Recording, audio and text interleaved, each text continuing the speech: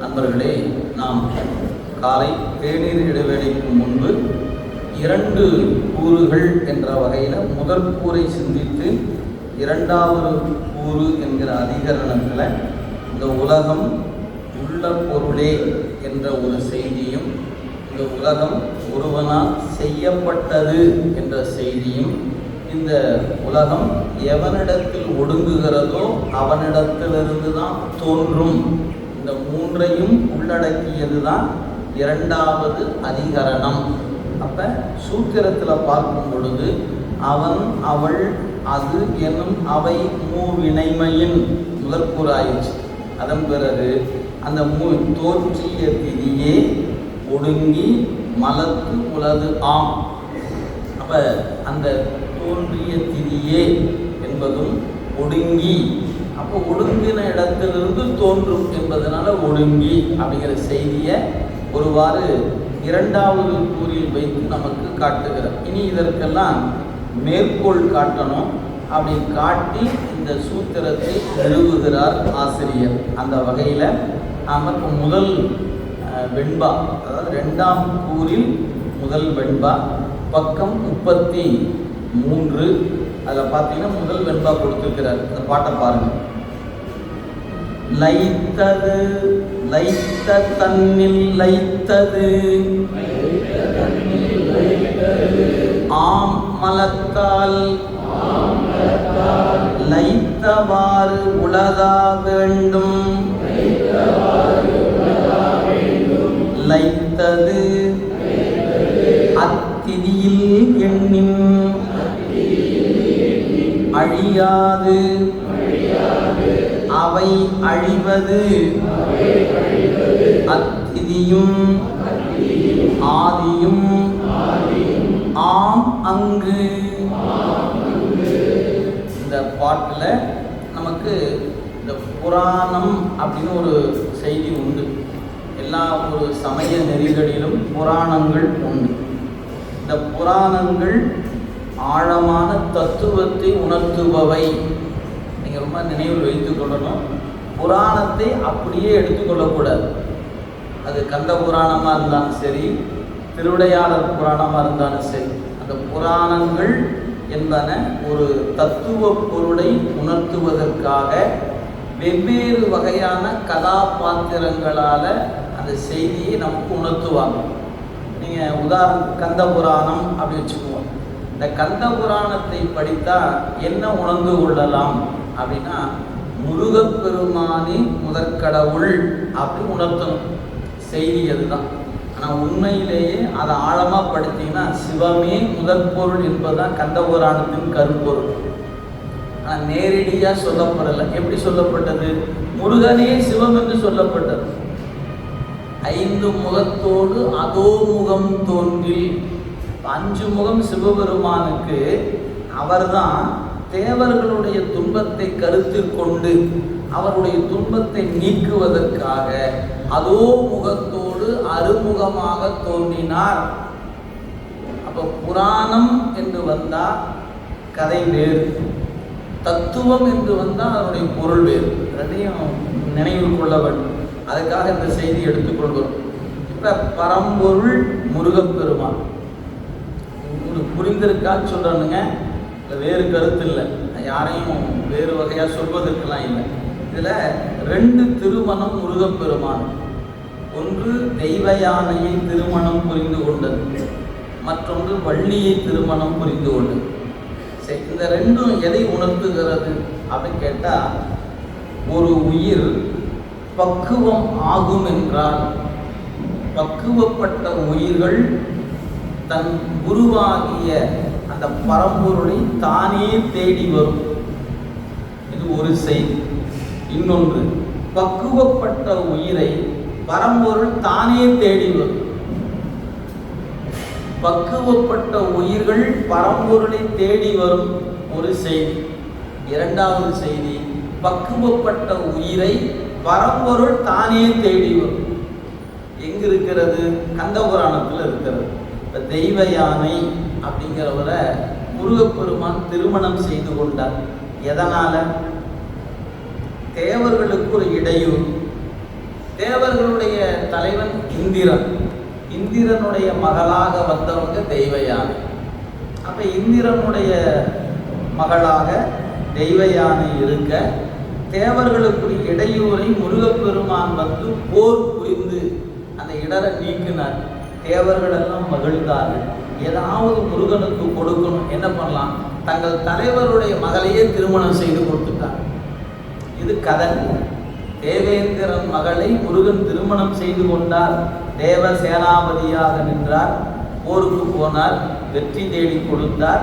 வெற்றியின் பரிசாக அவர் கிடைத்த பொருள் தெய்வ யானை. அப்ப தெய்வ யானை இதெல்லாம் படிச்சீங்கன்னா புராணம், இது கதை. இதுல கருப்பொருள் என்ன? தெய்வ யானை என்பது ஒரு ஆன்மா. அந்த பக்குவமான ஆன்மாவை முருகன் தேடி வருகிறார். அப்படி இல்லை, முருகனை தெய்வ யானை தேடி வந்தது. ஏன்?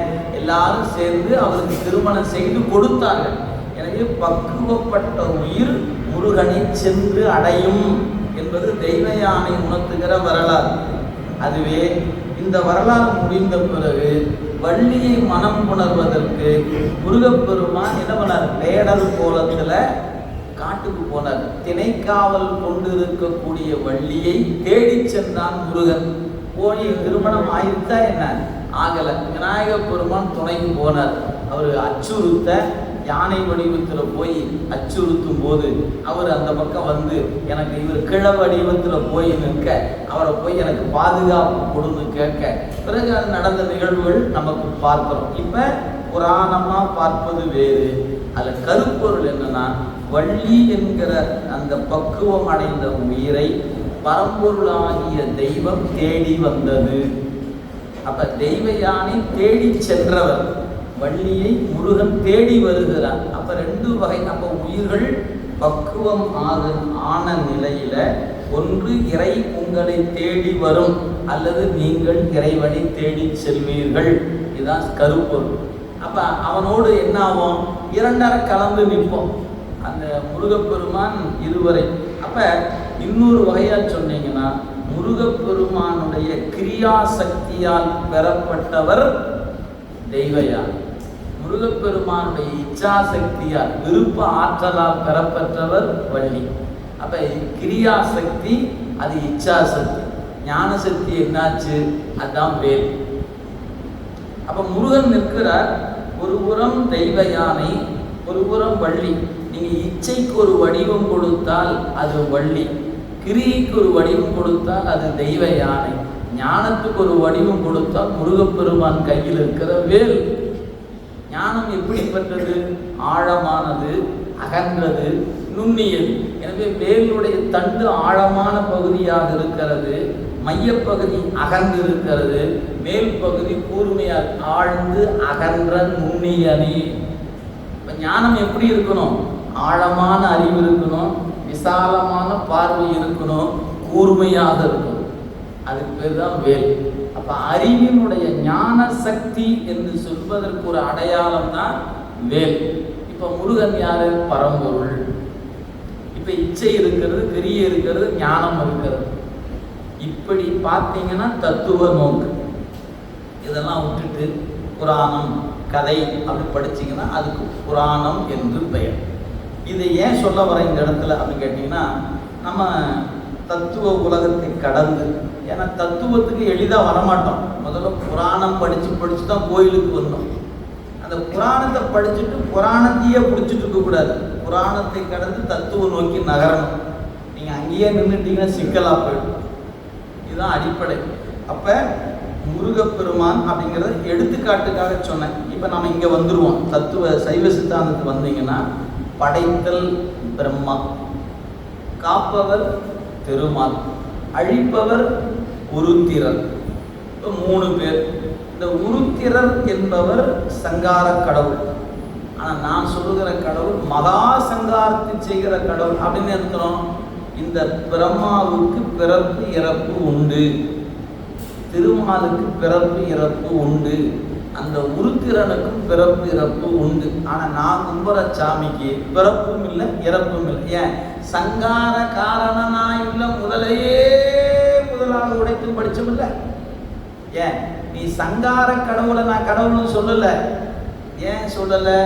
சங்காரம் அவரவர் உலகத்தில் அவரவருக்கு செய்கிற அதிகாரம் இருக்கிறது.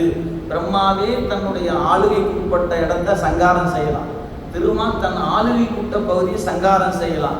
ஆனால் மொத்தத்தையும் அவரால் சங்காரம் செய்ய முடியுமா? முடியாது. மொத்தத்தையும் செய்கிற ஆள் யாரு? அவருக்கு பேர் தான் மகா சங்கார காரணன். அப்படி அப்போ அவன் தான் உலகத்துக்கு முதல்வன் இல்லைங்க. படைக்கிற கடவுள் தான் முதல்வன் ஒரு கூட்டம் சொல்லும். படைச்சா போதுமா? காத்தாத்தாங்க கடவுள்னு பேரு. அப்ப காக்கும் கடவுள் தான் கடவுள். அவர் இல்லைன்னா நம்ம எப்படி யார் காப்பாற்றுவா? எனவே காக்கிற கடவுள் தான் கடவுள் அப்படின்னு சொல்ற ஒரு கூட்டம். இது பேர் பௌராணிகர்னு பேர். புராணங்களை அடிப்படையாக கொண்ட சமயவாதிகள். அப்ப சில பேர் பிரம்மாவை தலைவராக கொள்வாங்க, சில பேர் திருமாலை தலைவராக கொள்வாங்க, சில பேர் உருத்திரரை தலைவராக கொள்வாங்க. இவங்கெல்லாம் ஒவ்வொரு பிரிவினர். அவங்க எல்லாரும் புராணத்தின் அடிப்படையில் கருதுபவர்கள். அந்த புராணத்தின் அடிப்படையில் அவங்க கருதிய கருத்தில் பிழை இருக்கிறது. என்ன பிழை? இப்ப திருமால் தான் காத்தல் கடவுள், அவர் தான் சுப்பீரியர் அப்படி வச்சுக்கிட்டீங்கன்னா அவர் என்ன செய்ய மாட்டாரு? அழித்தல் தொழிலை செய்ய மாட்டார். ஒருவேளை அவர் அதையும் செய்வார்னு சொன்னீங்கன்னா அப்ப அவர் அழித்தல் கடவுள்னு சொல்லணுமே ஒழிய காத்தல் கடவுள் சொல்லக்கூடாது. நான் சொன்ன கருத்து புரியுதான்னு பார்த்துக்கொள்ளுங்க. பிரம்மா அப்படின்னா படைப்பார். எதை படைப்பார்? நமக்கு தேவையான உடம்பு, உலகம், இதெல்லாம் படைப்பார். அப்ப சிவபெருமான் படைப்பாருன்னு சொன்னீங்க. ஐயா, சிவபெருமான் தான் படைப்பாரு. இவர் கொஞ்சம் தவம் செய்தாரு, தவத்தின் முதிர்ச்சியை பார்த்தாரு. எனக்கு ஏதாவது வேலை கொடுங்க சாமின்னு கேட்டார். இந்தப்பா படைப்பு தொழிலை பார்த்துட்டு கொடுத்துட்டார். எனவே இறைவனுடைய செயல் பிரம்மாவின் வழி செயல்படுத்தப்படுகிறது. ஏன்? அவருக்கு அந்த வேலையை கையில் கொடுத்து இவர் நாள்தோறும் நாட்குறிப்பு எழுதி வச்சு இன்னைக்கு எத்தனை கோடி உயிர்களை பிறப்புக்கு உட்படுத்தணும் இதெல்லாம் கொண்டு டைரி சப்மிட் பண்ணணும். யாரு? பிரம்மா கொண்டு சிவபெருமான்கிட்ட போய் பெருமானே இத்தனை கோடி உயிர்கள் உற்பத்தி பண்ணியிருக்கிறோம், இது என்னுடைய வேலை. அவருக்கு அது மட்டும்தான் வேலை. அவர் என்ன செய்யக்கூடாது? இத்தனை உற்பத்தி பண்ணால் எங்கள் சாமி இதெல்லாம் வாழ்வது, அதுக்கு கொஞ்சம் நீங்கள் அகலப்படுத்தி கொடுத்தீங்கன்னா பரவாயில்ல கேள்விலாம் இருக்கும். அவருடைய வேலை அவர் இறைவன் ஆணை வழி படைத்தல் மட்டுமே அவருடைய வேலை. அப்போ காத்தல் என்று வரும்போது திருமால் அந்த தொழிலை செய்பவர். யாருடைய ஆணை வழி?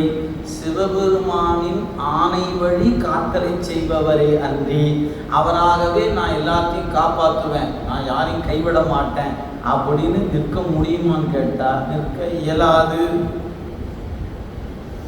ஏன்? ஒரு உதாரணத்துக்கு வச்சுக்குவோம். இப்போ நாம் இருக்கோம், எனக்கு ரொம்ப திருமால் மீது நல்ல பக்தி. அப்போ நான் அவரை பக்தி கொண்டிருக்கிறேன், அவர் என்னை காப்பாற்றிட்டு இருக்கிறார். இப்போ அழித்தல் கடவுள் எனக்கு காலம் முடிஞ்சுது, என்னை கூட்டிகிட்டு போகணும். அழித்தல் கடவுள் அந்த வேலையை செய்ய வரார். இப்போ திருமால் அவர் என்னுடைய பக்தன், என்னுடைய அன்பன், அவெல்லாம் கூட்டிகிட்டு போகக்கூடாது அப்படின்னு தடுத்து நிறுத்துவாரா? அவர் வந்தோடனே வாங்க வணக்கம் இவரா கூட்டிகிட்டு போங்க. ஏங்க நீங்கள் தான் அப்பா, நீ இருக்கிற வரைக்கும் தானே காப்பாற்ற முடியும், உனக்கு ஆயுள் முடிஞ்சிருச்சு, அவர் வந்துட்டார், ஏன் நீ போக வேண்டிய ஆளு கிளம்பு. அப்போ இது நீங்கள் புரிஞ்சுக்கிட்டீங்கன்னா உங்களுக்கு தெரிஞ்சிடும். ஏன் இவருடைய வேலை காத்தல் தான். இவருக்கு என்ன தொழில் கிடையாது, அழித்தல் இவர் தொழில் அல்ல. ஒருவேளை இவரே அழித்தலையும் செய்வார் என்றால் அவர் காக்கும் கடவுள் என்ற பெயர் அவருக்கு பொருந்தாது. ஒரு நிர்வாகம்னு எடுத்துக்கொடுங்களேன். தலைவர்னு ஒருத்தர் இருப்பார், செயலர்னு ஒருத்தர் இருக்கிறார், பொருளாளர்னு ஒருத்தர் இருக்கிறார். ஏன்? பொருளை கையாளுவதால் அவர் பொருளாளர். வரவு செலவு என்ன வரவு இதெல்லாம் பார்க்க அவர் பொருளாளர்னு பேர். இந்த அமைப்பு எதை செய்யலாம் என்று திட்டமிடுகிறதோ அதை செயல்படுத்துவதனால் அவருக்கு பேர் செயலாளர்னு பேர். ஒன்றும் செய்ய மாட்டாரே அவர் பேர் தலைவர். ஏன் அப்படின்னு அர்த்தம்? செய்ய மாட்டார் இல்லை, செய்கிற ஆற்றல் இருந்தாலும் தானே செய்ய மாட்டார். இதை நீ பாரு, இதை நீ பாரு அப்படின்னு அவரவருக்கான தகுதியை வரையறை செய்து அவங்க வேலையை கொடுத்துட்டு எல்லா வேலையும் ஒழுங்காக நடக்குதான்னு பார்க்கறவருக்கு தான் தலைவர் வேலை. தலைவரே வேலை செய்யக்கூடாது. தலைவர் வேலை செய்கிற வேலையில இல்லை, அவர் வேலை செய்கிறவங்க ஒழுங்காக வேலை செய்கிறான்னு பார்ப்பது தான் தலைவர் வேலை. இல்லைங்களா? தலைவருக்கு என்ன வேலை அப்படின்னா, தலைவர் எல்லாரும் ஒழுங்காக வேலை செய்கிறாங்களான்னு அவர் ரூமில் உட்காந்துக்கிட்டு சிசிடிவி கேமராவில் வச்சு எல்லாரும் ஒழுங்காக வேலை பண்ணிட்டு இருக்கிறான்னு பார்த்துட்டு இருந்தால் போதும் அவர் வேலை.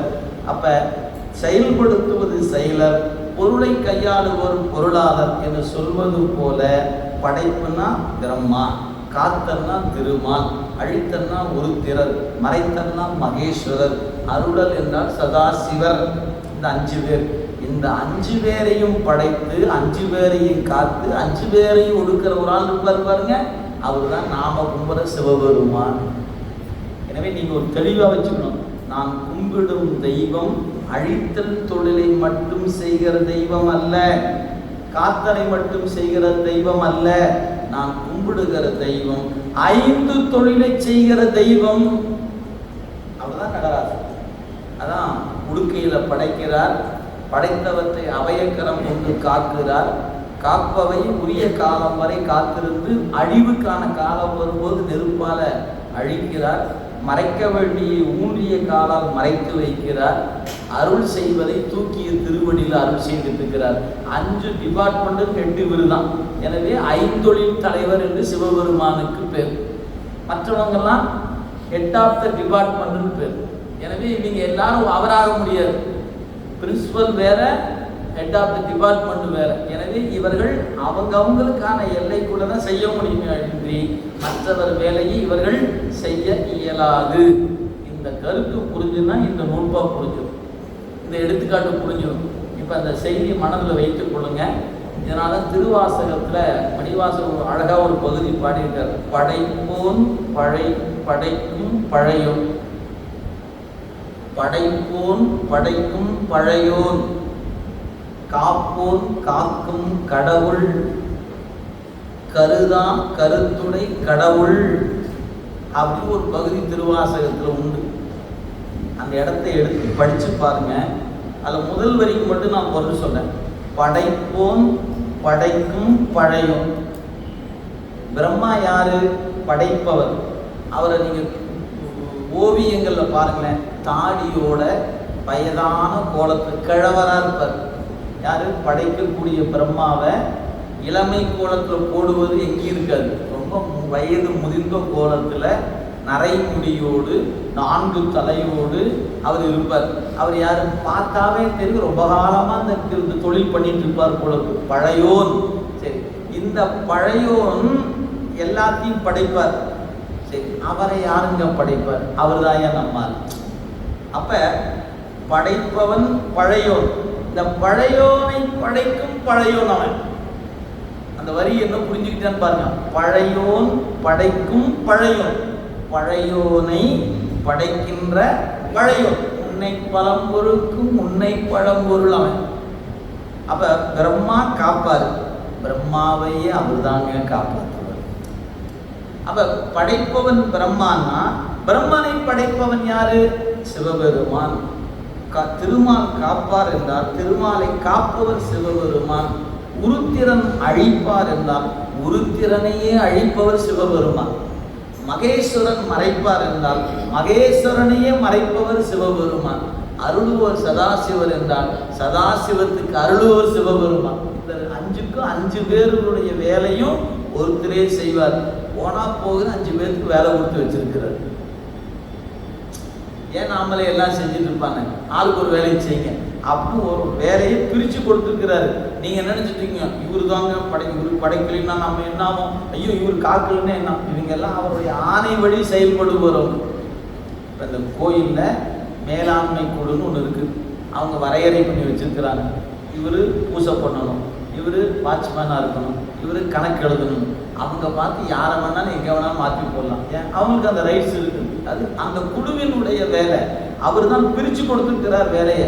அப்போ அவரவருக்கு ஒரு அதிகாரம் இருக்கிறது. அந்த அதிகாரம் மேலே இருப்பவருடைய ஆணைக்கு உட்பட்டதாக இருக்கிறது அன்றி தனித்து இல்லை. இன்னொரு வகையாக புரிகிற மாதிரி சொல்ல, ஒரு கார் கம்பெனி, ஏதாவது ஒரு கார் கம்பெனி வச்சுக்கோங்க. இந்த கம்பெனி இப்போ இந்த 2024ஆம் ஆண்டு நிதியாண்டில் ஏப்ரல் மாதம் தொடங்கும் போது மீட்டிங் போடுவாங்க. சார், போன வருஷம் நம்ம எத்தனை கார் உற்பத்தி பண்ணோம்? ஒரு 1 லட்சம் கார் உற்பத்தி பண்ணணும். எல்லாம் போயிடுச்சா?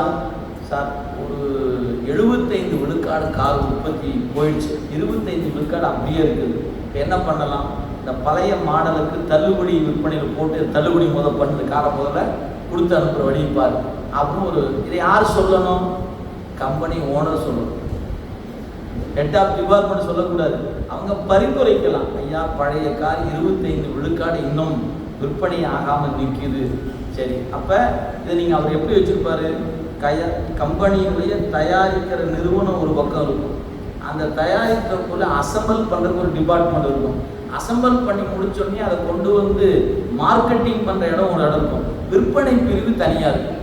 அப்போ ஒரு உற்பத்தியில் என்ன இருக்குதுன்னா, தயாரிக்கக்கூடிய நிறுவனத்தின் தலைவர் இருக்கிறார், அந்த தலைவருக்கு கீழே உற்பத்தி பிரிவு இருக்கும், அசம்பிள் பண்ணக்கூடிய பிரிவு இருக்கும், அதையெல்லாம் கொண்டு வந்து மக்கள்கிட்ட சேர்த்தக்கூடிய மார்க்கெட்டிங் துறை ஒன்று இருக்கும், அதுபோக விற்பனை பிரிவு இருக்கு. இவங்க எல்லாரும் அவங்கவுங்க வேலையை செய்துட்டு இருப்பாங்க. மொத்த பேப்பரும் தலைவர் டேபிளுக்கு வந்துடணும். இப்போ அவரை எடுத்து பார்ப்பார். அப்போ 75 விழுக்காடு தான் கார் உற்பத்தி போயிருக்குது.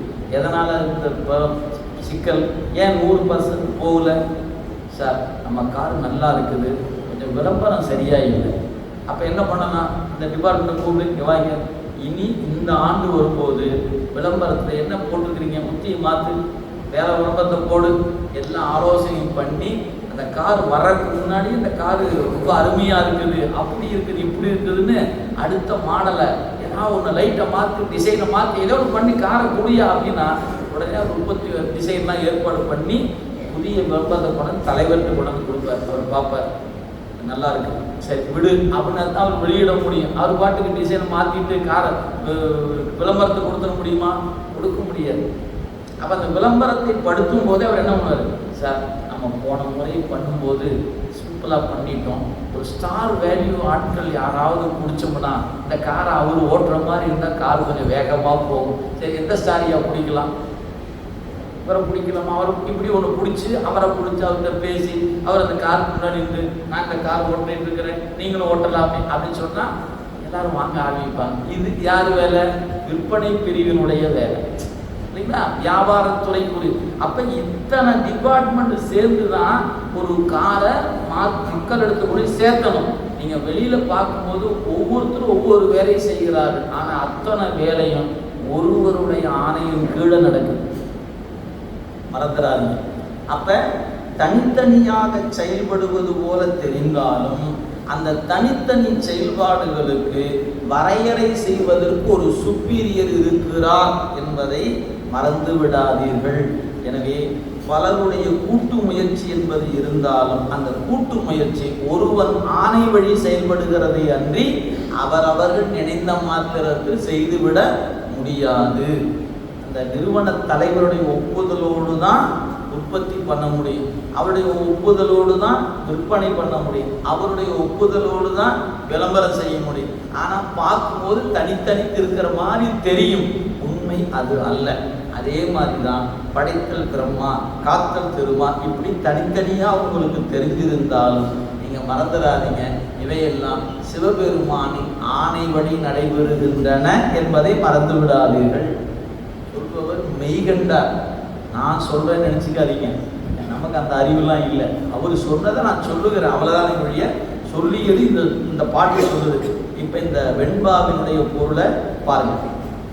2வது வெண்பா, எடுத்துக்காட்டு வெண்பா, 2ஆம் அதிகரணத்தில் முதல் வெண்பா, செய்யுள் வரிசையில் 2வது வெண்பா, ஆனால் சொல்லப்பட்ட இடம் 2ஆம் கூறில் முதல் வெண்பா. பாருங்க, அதாவது லைத்தது சொல்லு பொருள் சொல்ல, முன்பு ஒடுங்கியதாகிய உலகம். லைத்தது கடந்த காலம், எனவே முன்பு ஒடுங்கியதாகிய உலகம் எங்க? லைத்ததனில், உலகம் ஒடுங்குவதற்கு நிலைக்களமான இறைவனிடத்தில் இருந்து. அப்ப இந்த உலகம் ஏற்கனவே உற்பத்தியாகி இருந்து போச்சு, இப்ப வந்திருக்குது. இப்ப காணுகிற உலகம் ஏற்கனவே ஒடுங்கிய உலகம். எங்க ஒடுங்குச்சு? ஒடுங்கிய இடத்துல ஒடுங்குச்சு. பிடுங்கியதானே பிடுங்குவான். எனவே ஒடுங்குகிறவர், ஒடுக்கத்தை செய்வன் எவனோ அவனுக்கு ஒடுங்கின்னு பேர். எனவே இறைவனிடத்தில் ஒடுங்கிய உலகம் மீளவும் அவனிடத்திலிருந்து தோன்றியது. ஏன்? ஒடுங்கிய இடத்துல தான் தோன்றும். அதான் சொல்றார். எனவே உலகம் ஒடுங்குவதற்கு நிலைக்களமான இறைவனிடத்தில் இருந்து. அப்ப உலகம் என்பது ஏற்கனவே உற்பத்தியாகி நின்று ஒடுங்கியது. எனவே முதல் சொல் அதான், லைத்தது என்ற சொல்லுக்கு ஒடுங்கியதாகிய உலகம் எங்க ஒடுங்குச்சு? லைத்ததன்னில். ஆக ஒடுங்குவதற்கு நிலைக்களமாக இருக்கிற இறைவனிடத்தில். சரி, மீண்டும் தோன்றும். அதுதான் அடுத்த சொல். எங்க அது எதனால தோன்றும்? ஆணவ மலத்தால். மலத்தால் ஆம் சொல் பாருங்க, மலத்தால் ஆம். செய்யுள்ள ஆம் மலத்தால் இருக்குது. பொருள் செய்யும் போது மலத்தால் ஆம். இது நம்ம மூப்பா படிக்கும் போதே படித்தோம். சூத்திரத்தை படிக்கும் போதே ஒடுங்கிய உலகம் மீண்டும் தோன்றும். எதனால்? ஆணவ மலம் பக்குவம் அடைதல் பொருட்டு. நோய் இருக்கிற வரைக்கும் மருத்துவமனைக்கு போய்தான் ஆகணும் அப்படின்னு ஒரு எடுத்துக்காட்டு படித்தோம், நினைவில் கொள்ளுங்க. எனவே மலத்தால் ஆம் அப்படி உரை பாருங்க. ஆணவ மலம் பக்குவம் ஆதல் பொருட்டு மீள தோன்றுவது ஆகும். என்ன செய்தினா, நாம் காணுகிற உலகம் முன்பே ஒடுங்கி இருந்த உலகம். ஒடுங்கி இருந்த உலகம் எங்க ஒடுங்கி இருந்தது? இறைவனிடத்துல ஒடுங்கி இருந்தது. அப்படி ஒடுங்கி இருந்த உலகம் மீண்டும் ஏன் தோன்றியது அப்படின்னு கேட்டா, ஆணவ மலம் பக்குவம் ஆதல் பொருட்டு மீண்டும் இந்த உலகம் தோற்றுவிக்கப்பட்டது. இந்த செய்தி முதல் புரிஞ்சுக்கணும். எனவே மீள தோன்றுவது ஆகும். சரி, இப்படி தோன்றிய உலகம் இனி எப்படி இருக்கும்? இனி மீண்டும் ஒடுங்கும். எப்படி? எவ்வாறு தோன்றியதோ அவ்வாறே போய் ஒடுங்கும். பாருங்க, அடுத்த செய்தான். லைத்தவாறு, எப்பொருள் எவ்வாறு ஒடுங்கிற்றோ அப்பொருள் அவ்வொடுங்கியவாறே உளது ஆக வேண்டும். மீண்டும் உண்டாதல் யாவராலும் விரும்பப்படும். எனவே ஒடுங்கிய இடத்திலிருந்து தோன்றும். தோன்றியது முன்பு எப்படி தோன்றியதோ அந்த முறையிலேயே ஒடுங்கும். அதுதான் நான் முன்ன சொன்னேன். வாட்ச்மேன் தான் கதவை கடையாக சாத்துறாரு. அவர் தான் நிறைவாக இருந்தவர். நிறைவாக இருப்பவரே தோன்றும் போது முதலாக நிற்பார். அப்போ கதவை சாத்தும் போது அவர் தான் நிறைவு. ஆனால் கதவு திறக்கும் போது அவர் தான் முதல்ல நிற்கணும். எனவே எவர் இறுதியோ அவரே முதல், எவர் முதலோ அவர் தான் இறுதியார். அப்போ ஒடுங்குகிற பொழுது நிறைவாக இருப்பவர் தோன்றும் போது முதலாக இருப்பார். இது அடிப்படை.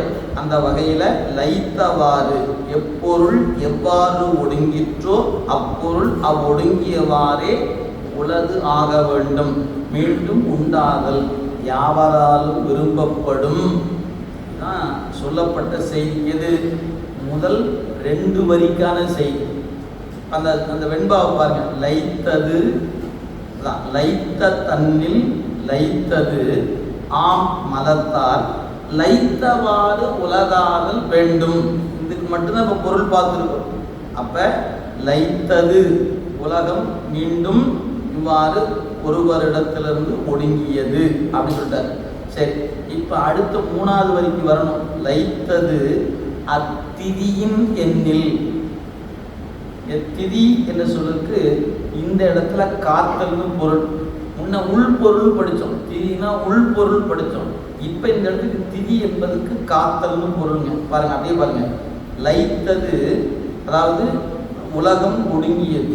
அத்திதியின் எண்ணில், என் காத்தல் கடவுளாகிய திருமாலிடத்தில் தான் உலகம் ஒடுங்குகிறது அப்படின்னு ஒரு சமயத்தை சார்ந்தவங்க சொல்றாங்க. அது சொல்றார். லைத்தது அத்திதியின் எண்ணில், அதாவது காத்தற் கடவுளாகிய திருமாலிடத்தில் என்று கூறினால், இந்த உலகம் சிவபெருமானிடத்தில் ஒடுங்குவது இல்லை, திருமாலிடத்தில் தான் ஒடுங்குகிறது என்று நீ சொல்வாயானால், விடை சொல்ல போறார். திருமாலிடத்து ஒடுங்கும் என்று சொல்வாயானால் அப்பதான் அழித்தல் தொழில் இல்லை. நீ திருமாலுடைய வேலை காத்தல் தான். அவர் அழித்தல் தொழில் செய்ய மாட்டார். எனவே அழித்தல் தொழில் செய்யாதவரிடத்தில் இந்த உலகம் ஒடுங்காது. இல்ல ஒடுங்கும் அப்படின்னு மீண்டும் வலியுறுத்துவாயானால் உன்னுடைய கடவுளை காத்தல் கடவுள் என்று சொல்லாத, நீ அழித்தல் கடவுள் என்று சொல். அவர் தான் அழித்தாரு, அதான் சொல்றாரு. எனவே அழித்தல் தொழில் இல்லை. அழித்தல் தொழிலுக்கு உரிமை இல்லாத அவனிடத்தில் உலகம் ஒடுங்காது. இதுதாங்க தர்க்கம். இதுக்கு பேர் தான் லா அப்படின்னு பேர். அதாவது வாட்ச்மேன்ட்ட தான் சாவி இருக்கும். சாவி யாருக்கு இருக்குது அவர் தான் வாட்ச்மேன். ஏன் அந்த வேலையை செய்வதனால், அந்த காத்தல் என்கிற தொழிலை செய்வதனால அவருக்கு காவலர்னு பேர். பூசை செய்வதனால பூசகர்னு பேர். பொருளை கையாளுவதனால பொருளாளர்னு பேர். இல்லைங்க, பொருளாளருக்கு தான் சாவி இருக்கும், அவர் தான் இருப்பார்னா அப்போ அவர் காவலர் ஆகிறாரு. என்ன ஆக மாட்டார்? பொருளாளர் ஆக மாட்டார். இந்த சொல்லுக்கு அதான் பொருள். எனவே படைத்தல் ஒரு தொழில், காத்தல் ஒரு தொழில், அழித்தல் ஒரு தொழில். அப்ப திருமாலே அழிப்பார் என்று சொன்னால் நீ அவரை அழித்தல் கடவுள் என்று சொல்ல வேண்டுமே அன்றி என்னன்னு சொல்லக்கூடாது, காத்தல் கடவுள் என்று சொல்லக்கூடாது. அதாங்க சொல்றாரு. எனவே அழித்தல் கடவுள், அழித்தல் தொழில் என்பது காத்தல் தொழில் இடத்தில் அடங்காது. ஏன்? அவருடைய வேலை அது அல்ல. நீங்க இது எப்படி தெரிஞ்சுக்கலாம் கேட்டீங்கன்னா, சில நேரங்களில் அந்த காவல்துறையினுடைய நிலையில பார்த்தீங்கன்னா தெரியுங்க. இப்போ நான் தமிழகத்தை அடிப்படையாக வச்சு சொல்றேன். ஒரு சின்ன ஒரு ஊர் இருக்கிறது, அதுக்கு ஒரு காவல் நிலையம் இருக்கிறது. அந்த ஊருக்கு அடுத்த ஒரு ஊர் இருக்கிறது, அங்கே ஒரு காவல் நிலையம் இருக்கிறது. ஒரு சின்ன விபத்து சாலையில் ஏற்படுகிறது. நான் உடனே 108க்கு ஃபோன் பண்ணி, ஐயா ஒரு விபத்து, 100க்கு ஃபோன் பண்ணேன். காவல்துறை வந்து பார்த்தாரு. பக்கத்தில் இருக்கிறது ஒரு காவல் நிலையம், அவர் வந்து பார்த்தாரு. இந்த மாதிரி எஃப்ஐஆர் போடணும் சார். அவர் சொல்லுவார், சார் என் லிமிட் இது இல்லை சார். ஏன் சார், நீங்கள் விபத்து நடந்த இடம் அந்த ஊர் எல்லையில். ஏன் நீங்கள் தமிழகத்தில் போனீங்கன்னா எப்படி ஊராட்சிக்கு ஒரு எல்லை வரையறை செய்யப்பட்டிருக்கு, அது மாதிரி காவல் நிலைய எல்லைக்கு வரையறைத்திருப்பாங்க. இது இந்த ஊர் காவல் நிலையத்து எல்லைக்கு உட்பட்டது அவர் போர்டு வச்சிருப்பதை நீங்கள் பார்க்க முடியும். அப்போ அந்த ஊருக்குள்ளே போனால் விபத்தே நடந்திருந்தாலும் அவர் எஃப்ஐஆர் போடலாமான்னு கேட்டால் அவர் போடக்கூடாது. யார் சார், நீங்கள் அந்த ஸ்டேஷனுக்கு ஃபோன் பண்ணுங்க, அவர் தான் வந்து இதை கையாளணுமா. இவர் கையாண்டா என்ன அர்த்தம்? ஏயா ஏன் இல்லை நீ ஏயா மூக்கு நுழைச்சுன்னு கேட்பான். நிர்வாகம் செய்ய முடியாது. அப்போ அவர் ஒதுங்கி நின்றுக்குவார். அவர் வந்து தான் பார்த்து, அப்படி ஒவ்வொருத்துக்கும் ஒரு வரையறை இருக்கிறது. அது மாதிரி தான் காத்தல் அழித்தல் என்ற ஒரு வரையறை. அப்போ திருமால் அழித்தல் தொழிலை செய்வார் என்று சொன்னால் நீ அவருக்கு காத்தல் கடவுள் என்ற பெயர் பொருந்தாது. சொல்பவர் மெய்கண்ட தேவநாயனார், மறந்துடக்கூடாது பாருங்க. எனவே அழித்தல் தொழில் உரிமை இல்லாத அவனிடத்தில் உலகம் ஒடுங்காது. அவை அழிவது உலகத் தொகுதி முழுங்குவதும் ஒடுங்குவதால். சரி, அத்திதியும் ஆதியும் ஆம் அங்கு. அடுத்து சொல்றார், காத்தல் கடவுளும் படைப்பு கடவுளும் தோன்றும் இடமாகிய அச்சங்கார கடவுளிடத்திலே ஆகும். எனவே படைப்பவரை படைப்பவர், காப்பவரை காப்பவர். அப்ப என்ன அர்த்தம்? இவர் தான் அவர்களை எல்லாம் படைத்தும் காத்தும் அழித்தும் மறைத்தும் அருள் செய்கின்றவன் அப்படிங்கிற செய்தியை இங்க பதிவு செய்கிறார். அடுத்த பக்கத்துல பாருங்க, ஆதல் வேண்டும், அதாவது விரும்ப பெறும். அவை உலகத் தொகுதி. திதி, திதி கடவுள், காத்தற் கடவுள் என்று பெயர். ஆதி படைப்பு கடவுள். ஆம் அங்கு, ஆதற்கு அதாவது தோன்றுதற்கு காரணமாகிய அழித்தற் கடவுள் அப்படின்னு சொல்லி முடிச்சார். அப்போ இந்த வெண்பாவில் சொல்லப்பட்ட செய்தி என்னன்னு கேட்டால், இப்போ காணப்படுகிற உலகம் முன்பே ஒடுங்கி இருந்தது. ஒடுங்கிய உலகம் இப்போ தோன்றி இருக்கிறது. தோன்றிய உலகம் மீண்டும் ஒடுங்கும். ஒடுங்கும் போது, ஒடுங்கிய இடத்துல ஒடுங்கும் போது அவனிடத்துல தான் தோன்றும். எனவே இப்படி தோன்றி நின்று ஒடுங்குகிற அந்த முத்தொழிலுக்குரிய அந்த தெய்வம் யார் அப்படின்னு கேட்டால், எல்லாவற்றையும் ஒடுக்குவன் எவனோ அவனே இங்க சங்கார கடவுள், அவனே இந்த உலகத்துக்கு முதல்வன் என்று சொல்லக்கூடிய செய்தியை சொல்ல வரார். எனவே படைப்புக்குரிய கடவுள் படைப்பைத்தான் செய்வார், காத்தலுக்குரிய காத்தலை செய்வார். எனவே சிவபெருமான் ஒருவனே என்று சொல்ல வரணும். அந்த செய்தியை சொல்வதற்கு முன்பாக இந்த புராணத்தின் அடிப்படையில் இருக்கிற மக்களுக்கு அடிப்படையை சொல்லி இந்த செயல் அவனிடத்தில் தான் நடைபெறும் என்பதை மட்டும் சொல்லி முடித்தார். இதற்கு மேற்கோளாக ஒரு தேவார பாட்டை கொடுத்திருக்கிறார் பாருங்க. 100 கோடி பிரமரும் நொந்தினர், 6 கோடி நாராயணர் அங்கனே, ஏறு கங்கை மணல் எண்ணில் இந்திரன், ஈரில்லாதவன் ஈசன் ஒருவனே.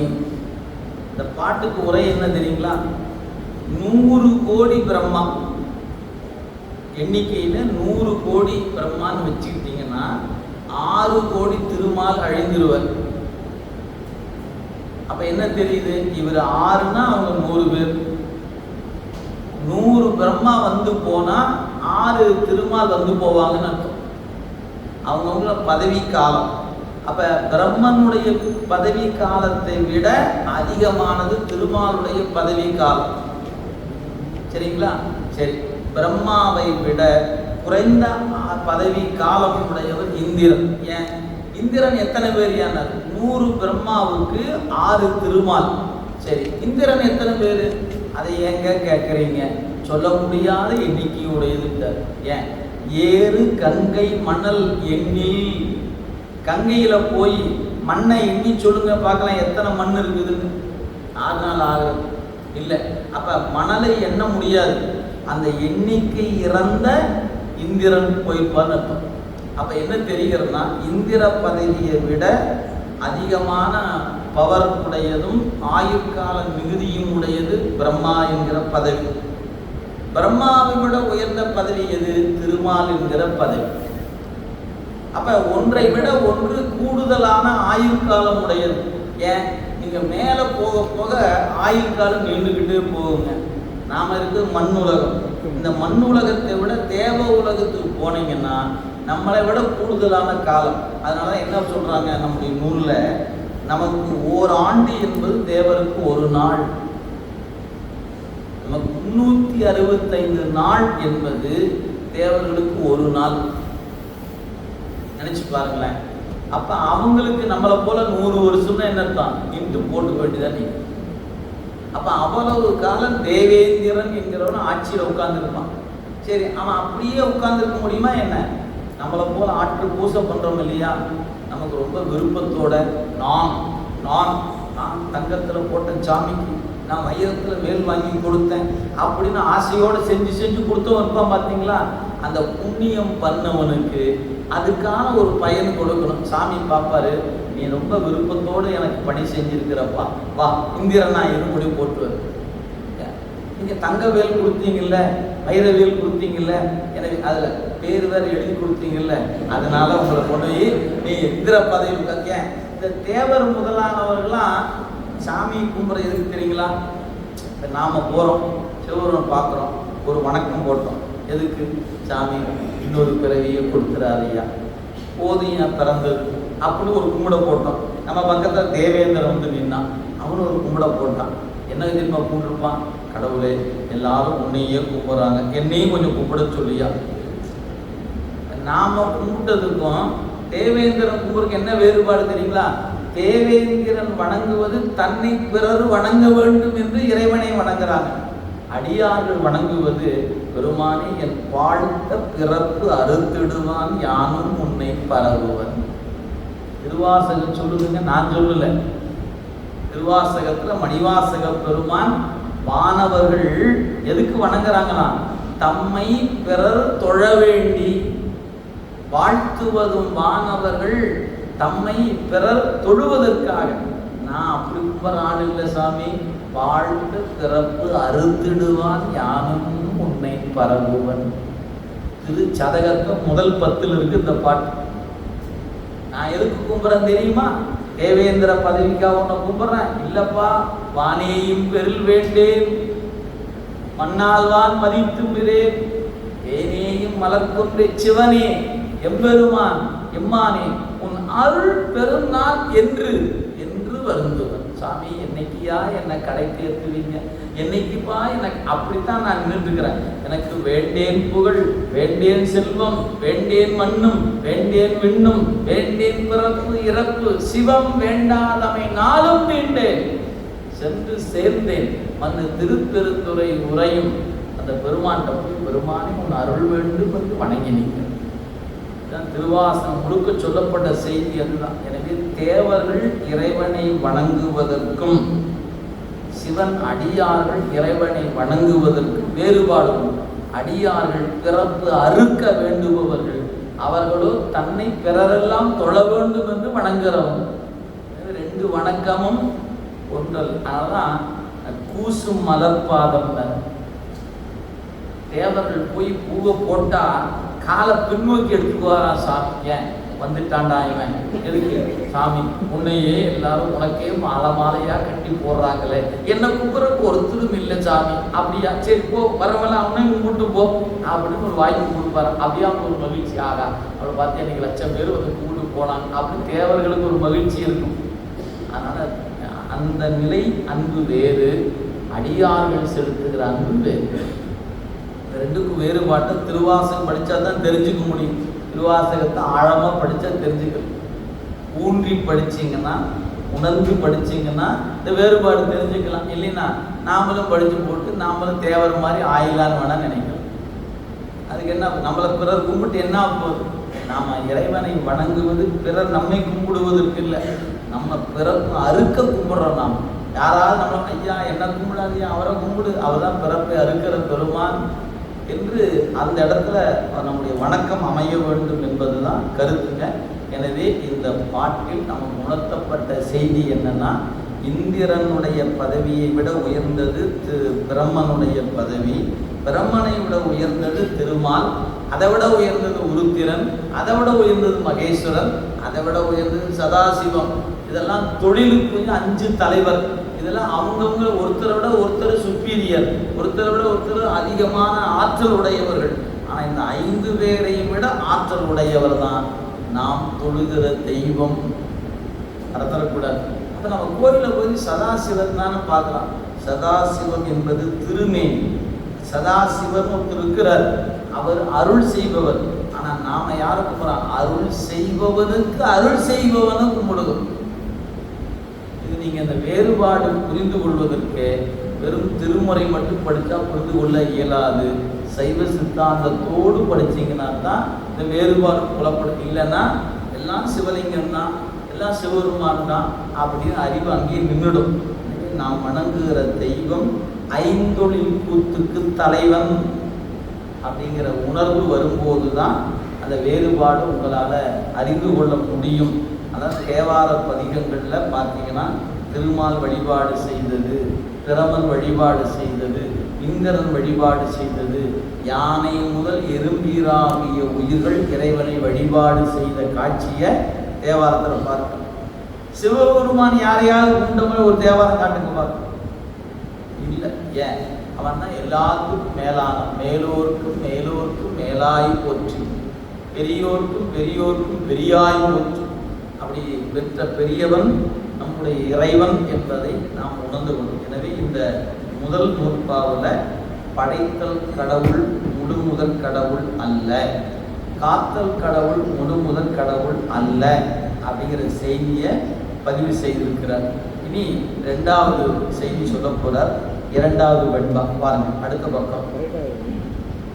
இதில் அந்த தேவார பாட்டுக்கு கீழே ஒரு செய்தி கொடுத்துருப்பார். என்ற தேவார பாடல் பிறர் அனைவரும் ஒடுங்கவும் தான் ஒருவனே தனித்து நிலை பெற்று நிற்பான் என்பதை சுட்டிற்று என்று கொடுத்திருக்கிறார் ஆசிரியர். அடுத்த பாட்டு 2வது வெண்பா. வித்து உண்டாம் மூலம் முளைத்தவா, தாரகம் நாம் அத்தம் தாழ் நிற்றல் அவர் வினையால் வித்தகமாம் வேட்டுவனாம் அப்புழு போல் வேண்டுருவை தான் கொடுத்து கூட்டானோ மண்போல் குளிர்ந்து. இந்த பாட்டில் இந்த ஆகு பெயர் என்பதை இந்த பாட்டில் எடுத்து சொல்றார். வித்து உண்டா மூலம் முளைத்தவா, அப்படியே உரை பாருங்க எப்படி கொடுத்துருக்கு. மண் குளிர்ந்து, கடைசி சொல் வெண்பாவில் கடைசியில் இருக்கு 4வது வரியில். ஒரு வெயிற் காலம் வச்சுக்கோங்களேன். வெயிற் காலத்தில் நம்முடைய குளம் குட்டை போன்றவர்களெல்லாம் பார்த்தீங்கன்னா தெரியும், அப்படியே வறண்டு போய் கிடக்கும். அந்த வறண்டு போய் கிடக்கிற அந்த காலத்தில் தாமரையின் கிழங்கும் மண்ணோடு மண்ணா மக்கி போய் கிடக்கும். நீங்கள் தாமரை கிழங்கு தனித்து பார்க்க முடியாது, மண்ணுக்குள்ள மண்ணா கிடக்கு. இப்போ இந்த கோடை முடிந்து அப்படியே மழை பெய்ய தொடங்கிய மாத்திரத்தில் அந்த குளம் முழுக்க நிறையும். குளம் நிறைஞ்சா என்ன ஆகும் அப்படின்னா அந்த மண் குளிர்ந்து சேராகும்.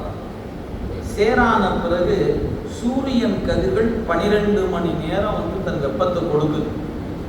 அடுத்த 12 மணி நேரம் குளிர்ச்சியாகுது, அடுத்த 12 மணி நேரம் வெப்பம். இப்போ இந்த வெப்பமும் குளிர்ச்சியும் மாறி மாறி வருது.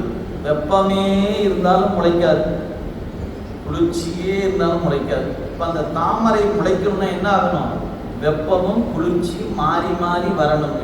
சேற்றுக்குள்ள இருக்கிற அந்த கிழங்கு மக்கி போய் கிடந்தது, தண்ணீர் விட்ட உடனே மண் குளிர்ந்தது. மண் குளிர்ந்ததுனால அதனோடு கிடந்த கிழங்கு குளிர்ந்து முளைக்க தொடங்குது. எப்படி முளைக்கிறது? சூரியனுடைய கதிர்கள் விழுந்து வெப்பப்படுத்துவதனால. நீங்க மறந்துடக்கூடாது, உச்சி பொழுதுல போய் தண்ணீரை தொட்டு பாருங்க, லேச இளம் சூடு இருக்கும். அதுவே அதிகாலை வேலைக்கு தண்ணி தொட்டு பாருங்க, குளிர்ச்சியா இருக்குது. அப்ப இந்த தண்ணீர் என்ன ஆகிறது? குளிர்ச்சியும் வெப்பமும் மாறி மாறி வருது. இந்த மாறி மாறி வருகிற சூழல் தான் அந்த கிழங்கு முளைப்பதற்கு துணையா நிற்கும். தாமரை கிழங்கிலிருந்து தாமரை வருவதற்கு முதல்ல மண் வேண்டும். மண் நீரினால் குளிரூட்டப்படணும். மண் குளிர்ந்த வழி கிழங்கு குளிரணும். கிழங்கு குளிர்ந்த வழி சூரியனுடைய கதிர்கள் அதன் மீது விழணும், காற்றோட்டம் இருக்கணும். இதெல்லாம் நடந்துச்சுன்னா இதுக்கெல்லாம் எது ஆதாரமா இருக்குது? ஆகாயம் எல்லாத்தையும் தாங்கி நிற்குது. அப்ப அந்த தாமரை ஒன்று முளைப்பதற்கு ஆகாயம் ஆதாரமாக நிற்க, காற்று துணை செய்ய, வெப்பம் அந்த வெப்பப்படுத்த, அதுக்கப்புறம் நீர் அதை குளிர்ச்சி செய்ய, மண் சேராகி நிற்க ஒரு கிழங்கு முளைக்குது. ஒரு தாமரை பூலிருந்து ஒரு கிழங்கு அந்த பூ வருவதற்கு, கிழங்கிலிருந்து உற்பத்தி ஆவதற்கு 5 பூதமும் துணையா நிற்கணும். ஏதாவது ஒன்று இருந்துன்னா கிழங்கு முளைக்காது. அப்படி முளைப்பதாக இருந்தா அது வெயில் காலத்திலேயே மண்ணோடு மண்ணா இருக்கும் போதே முளைச்சிருக்கணுமா இல்லையா? முளைக்கல. அப்ப அந்த கிழங்கிலிருந்து தாமரை தண்டு வருவதற்கும் தாமரை பூ வருவதற்கும் ஏனைய 4 பூதத்தினுடைய தொடர்ச்சி, அதனுடைய துணை தேவை. அதே மாதிரி தாங்க இந்த கிழங்கிலிருந்து அந்த தாமரை வருவது போல நமக்கும் இறைவனுடைய கருணையாகிய கருணை ஆதாரமாக இருந்தால் தான் நமக்கு நம்முடைய அறிவு என்கிற திறன் முளைத்து வெளிப்படும். அப்படி முளைப்பதற்கு இந்த 5 பூதம் துணையா கிழங்குக்கு இருப்பது போல நமக்கும் என்ன தேவை இருக்குது? பாவம் புண்ணியம் 2 மாறி மாறி வருது. சூரியன் கதிர் வெப்பப்படுத்துவது போல நாம் பாவத்தால துன்பப்படுகிறோம், பிறகு புண்ணியத்தினால இன்பப்படுகிறோம். இன்பமும் துன்பமும் மாறி மாறி வருவதால தான் உயிர் பக்குவப்பட்டு முளைச்சு வருது. உங்களுக்கு இன்பமே இருந்தாலும் முளைக்காது, துன்பமே இருந்தாலும் முளைக்காது. அப்ப என்ன வேண்டியிருக்கு நமக்கு? இன்பமும் துன்பமும் மாறி மாறி வரணும். அப்பதான் கிழங்கிலிருந்து உற்பத்தி ஆவது போல உயிர் அறிவு நிலையில பக்குவப்பட்டு மேல் நோக்கி வரும். எவ்வளவு பெரிய சயின்ஸை சாமி வச்சிருக்கிறார் நினைச்சுப்பாரு. எனவே ஒரு முளைத்தலுக்கு ஏனைய பொருள் துணையாதல் போல நான் பக்குவப்படுவதற்கு நான் மட்டுமே காரணம் அல்ல.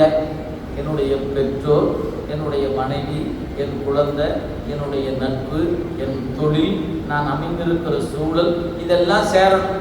அப்போ முதற் காரணம்னு ஒன்று இருக்குது, துணை காரணம்னு ஒன்று இருக்குது. முதற் காரணம் நான் செஞ்ச பாவத்தையும் புண்ணியத்தை அனுபவிக்க நான் தான் காரணம். ஆனால் நானே காரணமாக இருந்தாலும் துணை காரணங்கள் கூடுனா தான் வேலை செய்யும்.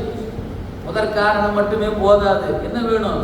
துணை காரணம் வேணும். அந்த துணை காரணம் தான் மனைவி, மகன், பேரன், பேத்தி, மாமனார், மாமியார், நண்பர், தொழில், இதெல்லாம் துணையா நிற்கும். இதெல்லாம் செஞ்சால்தான் எனக்கு இன்பமும் துன்பமும் வரும். இது எதுவுமே கூட சேரலைன்னா இன்பமும் வராது, துன்பம் வராது. அப்போ நான் தேர்ச்சி அடைவதற்கு வாய்ப்பே இல்லாமல் போடும். சாமியார் என்ன பண்ணணும்? என்னை ஒருவனை பக்குவப்படுத்துறதுக்கு இத்தனை பேருக்கு எங்கூட கூட்டணும். இவன்கிட்ட சேர்த்து வை, அவன் வழியாக உன்னை கொடு, இவனை சேர்த்து இவன் வழியாக உன்னை எடு, அவனை சேர்த்து அவன்கிட்ட கொண்டு வச்சு மற, அப்படி இத்தனை வேலையும் ஒருத்தர் செஞ்சுக்கிட்டு இருக்கிறான். எதுக்காக? நான் உருப்படுவதுக்கு. நான் உருப்படணும்னா அவன் என்ன பண்ணணும்? அவன் இப்படி உருவம் தாங்கி வந்து எனக்கு இத்தனை வேலையை செய்து கொடுக்கணும். அவன் செய்து கொடுக்கலன்னா நான் எந்த காலத்தும் தேரமாட்டேன். அப்ப இதை நீங்க நினைந்து பார்த்தா அந்த கருணை நம்ம அறிவுக்கு எட்டும். எட்டுகிற அன்னைக்கு கையெடுத்து கும்பிட்டு நிற்க வேண்டும். அது என்னைக்கு எட்டுதோ அன்னைக்கு, அது வரைக்கும் நம்மளால கையெடுத்து கும்பிட்டு கொஞ்சம் கஷ்டமாக தான் இருக்கும். என்னைக்கு உங்களுக்கு உங்கள் அறிவுக்கு எட்டுகிறதோ அன்னைக்கு ஒரு கும்பிட போட்டு வைப்போம். இல்லைன்னா எல்லாரும் கும்பிட்றாங்க, நாம் கும்பிடாமல் விட்டுட்டா ஒரு மாதிரி ஆகிடும். சரி, நானும் ஒரு கும்பிட போட்டு வைக்கிறேன் அப்படின்னு வேணும். ஏற்றுதல் கண்டு ஏற்றினேன் என்பார் உமாபதி சிவம். அது போல வச்சுக்கோங்களேன். அப்போ இந்த வெண்பா என்ன சொல்லுகிறது அப்படி உரை பாருங்க. மண் குளிர்ந்து நிலம் குளிர்ந்த வழி. முதல்ல தாமரை மலரணும்னா முதல்ல மண் குளிரணும். சரி, வித்து உண்டா அந்நிலத்தில் விதை உள்ளதாக. இப்போ மண் குளிர்கிற இடத்தெல்லாம் தாமரை பூப்பதில்லை. ஏன்? தாமரை கிழங்கு எங்கே இருக்குதோ அங்கே மண் குளிரணும். மழை இப்போ பெய்கிறது, அந்த நிலத்துல நிலம் மண் குளிர்ந்து தான் இருக்குது. தாமரை வருமா என்ன? வராது. ஏன்? அங்கே தாமரை கிழங்கு இல்லை. அப்போ இது உள்ளது தான் தோன்றும், இல்லது வாராது. அப்போ கிழங்கு என்கிற பொருள் அங்கே இருந்துச்சுன்னா மண் குளிர்ந்த வழி அங்கிருந்து தாமரை முளைத்து வரும். அதை சொல்றார். எனவே விதை உள்ளதாக மூலம் முளைத்தவா, முளையானது அதிலிருந்து தோன்றியவாறு போல. அப்ப மண் குளிர்ந்த வழி அந்த கிழங்கு குளிர்ந்து அதிலிருந்து முளைத்தல் என்கிற செயல் நடைபெறுவது போல. இது உவமை. இதனுடைய உவமேயம் என்ன அப்படின்னு கேட்டால் அடுத்து சொல்றார். தாரகம் ஆம். தாரகம்னா எல்லாவற்றுக்கும் ஆதாரமாக இருப்பது. எது? இந்த கிழங்குக்கு சேரு ஆதாரம். அதுபோல மாயை என்கிற பொருளுக்கு ஆதாரம் சிவபெருமான். பாருங்க, தாரகமாம் உலகத்திற்கு முதற்காரணமாகிய மாயை தனக்கு நிலைக்கலனமான அத்தன்தாள் இறைவனுடைய திருவருள் சக்தியின் இடத்தில் நிற்றல் பொருந்தி நிற்றலால். அப்ப இந்த மாயை என்கிற பொருள், அந்த மாயை என்ற பொருளுக்கு நிலைக்களமாக இருப்பது இறைவனுடைய திருவருள் என்கிற சக்தி. அதான் நிலைக்களமாக இருக்குது. எனவே அவ்வாறு பொருந்திய இடத்துல நிற்றல், அவ்வாறு நிற்க அவர் வினையால், அது அவரவர் செய்த வினைக்கு ஏற்ப, நான் செய்த பாவத்துக்கும் புண்ணியத்துக்கும் ஏற்ப. எனவே வித்தகம் ஆம், உலகம் மாயையிலிருந்து விரிந்து தோன்றும். அப்போ அவரவர் செய்த வினைக்கு ஏற்பத்தான் அவரவருக்கு உடம்பு கிடைக்கப்படுகிறது. அப்போ என்னுடைய வினைக்கேற்ப எனக்கு உடம்பு, நீங்கள் செய்த வினைக்கேற்ப உங்களுக்கான உடம்பு. ஆக இந்த உடம்பு என்பது மாயையிலிருந்து தான். அந்த மாயைக்கு ஆதாரமாக இருப்பது சிவபெருமானுடைய அத்தன் தாள் என்பதை மறந்துடக்கூடாது.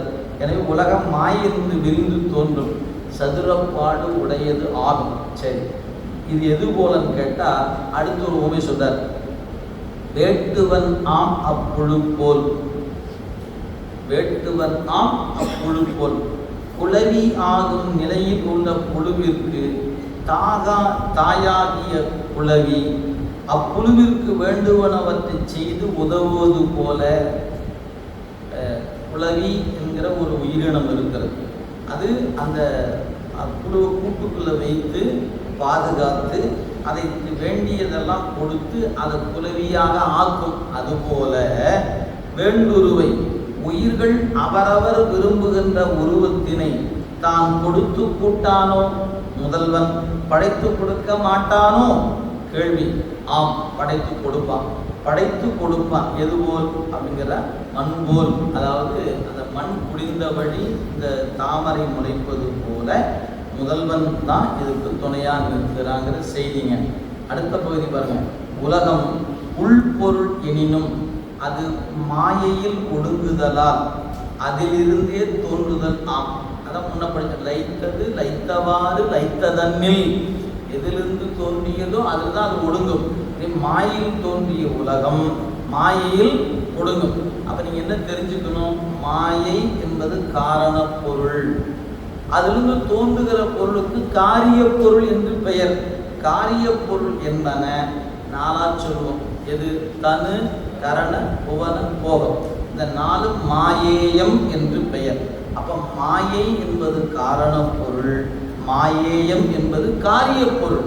காரிய பொருள் காரணத்திலிருந்து தோன்றும். நான் சொல்றது காரணத்திலிருந்து தான் காரியம் தோன்றும். அப்ப காரண பொருள் மாயை, காரிய பொருள் மாயேயம் என்று சொல்லப்படுவது. அந்த மாயேயம் என்பது உடம்பு, கருவிகள், உலகம், அனுபவ பொருள். எனவே தனு, கரண, புவன, போகம் என்ற பெயரால் சொல்லப்பெறுவது அப்படிங்கிறத நினைவு கொள்ளுங்க. அதனால சொன்னாரு. எனவே அந்த வகையில் மாயைக்கு ஆதாரமாக இருப்பது சிவசக்தி தான் அப்படிங்கிறத கொடுக்க. அப்படி இந்த பத்தி மீண்டும் படிக்கிற பாருங்க. எனவே அந்த உலகம் உள்பொருள், அது மாயில் ஒடுங்குதால் அதிலிருந்தே தோன்றுவதெல்லாம். அதனை தோற்றுவிப்பதற்கு முதல்வன் ஒருவன் தேவையில்லை என்பது சாங்கியர் கூடும் தடை.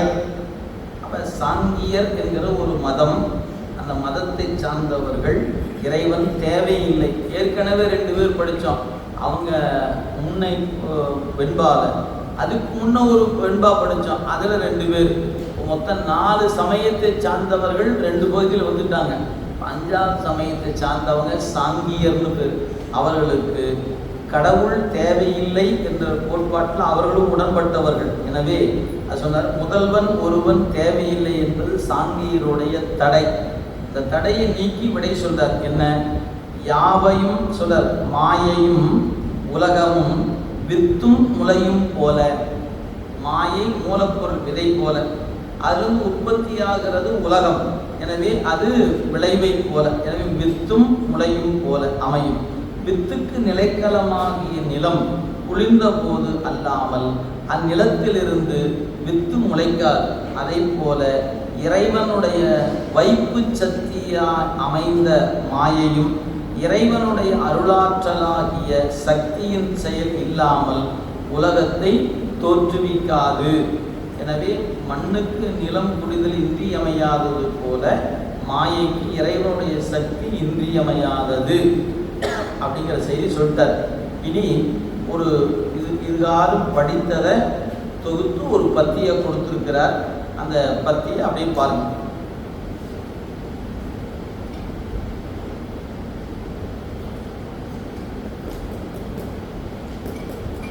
முளைக்கு ஆதாரம் வித்து. முளைக்கக்கூடிய திறன் என்பது விதையிலிருந்து தான் முளைக்கும். எனவே முளைக்கு ஆதாரம் வித்து, வித்துக்கு ஆதாரம் நிலம். அப்ப முளைத்தல் என்பது விதையிலிருந்து, அந்த விதை என்பதுக்கு ஆதாரமாக இருப்பது நிலம். எனவே அது போல அப்ப 3 செய்தி இருக்குதுங்க. முளைத்தல், அதற்கு ஆதாரம் விதை, விதைக்கு ஆதாரம் நிலம். அப்ப நிலம் என்பது விதையை தாங்கி நிற்க, விதையிலிருந்து முளைத்தல் செயல் நடைபெறுகிறது. அதுபோல சிவம் மாயையை தாங்கி நிற்க, மாயையிலிருந்து உலகம் தோன்றுகிறது. அப்ப தானா தோன்றல, அவன் சக்தியை கொண்டு தோற்றுவிக்கிறான் என்பதை நம்ம படித்தோம். அதான் சொல்றாரு, முளைக்கு ஆதாரம் வித்து, வித்துக்கு ஆதாரம் நிலம். அதுபோல உலகத்துக்கு ஆதாரம் மாயை, மாயைக்கு ஆதாரம் சிவசக்தி. அச்சக்தி சிவனுக்கு வேறாதல் இல்லை. ஆதலால் உலகத்துக்கும் மாயைக்கும் சிவன் தேவை என்பது கருத்து. உலக தோற்றத்துக்கு கடவுள் வேணுமா? ஆம், வேண்டும். அதான் கருத்து. எனவே சிவன் தேவை என்பது கருத்து. மாயையில் ஒடுங்கிய உலகத்தை மாயையே தோற்றுவிக்கும் என்பது, அதற்கு கடவுள் ஒருவன் வேண்டாம் என்பதும், மண்ணில் ஒடுங்கிய குடத்தை மண்ணே தோற்றுவிக்கும் குலாலன் ஒருவன் வேண்டாம் என்பது போல உள்ளது. மண்ணிலிருந்து குடம் தோன்றணும்னா ஒரு குலாலன் வேண்டும். தானே மண்ணிலிருந்து குடம் தோன்றாது அப்படிங்கிறத செய்தியை பதிவு செய்கிறார். அப்ப ஒருவேளை நீங்க சொல்வது மண்ணிலிருந்து குடம் தோன்றும்னா என்ன அர்த்தம்? நாம சிரமப்பட வேண்டியதில்லை. மண்ணில் போய் இன்னும் குடம் தானா வந்துட்டா எவ்வளவு நல்லா இருக்கும் இல்லைங்களா? அதே மாதிரி தான் தானா விளைஞ்சு வந்தா எவ்வளவு நல்லா இருக்கும். சரி, தானா விளைஞ்சு தானா சோறாச்சுன்னா எவ்வளவு நல்லா இருக்கும். ஏன் யாரும் தேவையில்லை, ஒருத்தருக்கு ஒருத்தர் தேவையில்லாத போச்சு. ஏன் அதுவே விளையும், அதுவே நெல்லாக விளைஞ்சிரும், அதுவே சோறாயிரும், நாம் போனோமா சாப்பிட்டு போயிட்டே இருக்கலாம் அப்படிங்கிற நிலை இல்லை. ஒவ்வொன்றுக்கும் ஒவ்வொரு ஆதாரம் இருக்கிறது. அதை செயல்பாட்டுக்குரியவர் தேவைப்படுகிறார்கள் என்பதை இந்த பகுதி உணர்த்துகிறது. அதான் சொல்றார். எனவே சிவன் தேவை என்பது கருத்து. மாயில் ஒடுங்கிய உலகத்தை மாயே தோற்றுவிக்கும் என்பதும், அதற்கு கடவுள் ஒருவன் வேண்டா என்பதும், மண்ணில் ஒடுங்கிய குடத்தை மண்ணே தோற்றுவிக்கும் புலாலம் ஒருவன் வேண்டா என்பது போல உள்ளது. இது ஒரு உதாரணம். இரண்டாவது உதாரணம், வேட்டைவாளி என்னும் குளவியாதற்கு உரிய புழுவுக்கு வேட்டைவாளியானது அப்புழுவுக்கு வேண்டியவற்றை அமைத்து கொடுத்து அதனை தானாக ஆக்குமா போல சிவபெருமான் அவரவருக்கு வேண்டிய உருவத்தை அவருக்கு அவ்வப்போது கொடுத்து அந்தந்த வினைக்கு பொருந்திய பயனை அவரவருக்கு தருவான். நான் செய்த பாவம் செய்த புண்ணியம் ரெண்டையும் கணக்கிட்டு அந்த வினை பயனுக்கு ஏற்ற உலகத்தை அவன் படைத்து எனக்கு கூட்டிவிக்கிறான். அவன் இல்லை என்றால் நாம் இதையெல்லாம் செய்ய இயலாது என்பது இரண்டாவது வெண்பால ஆசிரியர் சொன்ன செய்தி. ஆக இனி மூணாவது செய்தி, அது பாருங்க. எடுத்துக்காட்டு வெண்பா 3. நோக்காது நோக்கி நொடித்து அன்றே காலத்தின் தாக்காது நின்று உலத்தின் கண்டு இறைவன் ஆக்காதே கண்ட நனவு உணர்வில் கண்ட கனவு உணர கண்டவனின் இற்று இன்றாம் கட்டு. இந்த பாட்டில் இறைவன் என்பவன் யார் அப்படிங்கிற ஒரு செய்தியை ரொம்ப அழகாக சொல்லியிருக்கிறார். அதாவது நோக்காது நோக்கி அப்படின்னு அர்த்தம், கண் என்ற உறுப்பு இல்லாமலே காண்பவன் பொருள். இறைவன் யாரு அப்படின்னு கேட்டால், நம்மளாம் கண் இருந்தாலும் நமக்கு காட்சி இல்லை, காது இருந்தாலும் கேட்க மாட்டேங்குது, கண்ணு தெரியாதுன்னா கண்ணாடி வேறு போடுறோம் சரிங்களா. கண் பார்ப்பதற்கு தானே, இருந்தாலும் காட்சி தெரிய மாட்டேங்குது, ஒரு கண்ணாடி போட்டுக்கிறோம். அப்போ கண் இருந்தும் காணாதவர்கள் நாம், கண்ணே இல்லாமல் காண்பவன் இறைவன். இது எங்க இருக்குது? திருவாசகத்தில் இருக்குது. எங்க? திருச்சதகத்தில் ஒரு பாட்டை சொல்றாரு, கேளாதே எல்லாம் கேட்பான். யாரு? காது என்கிற கருவி இல்லாமலே கேட்பவன் அவன். அதான் இறை இலக்கணம். அவன் யாரு? கேட்டு ஆறும் அறியாதான், கேடு ஒன்று இல்லாதான், கேளாதே எல்லாம் கேட்பான். நாட்டார் நகை செய்ய.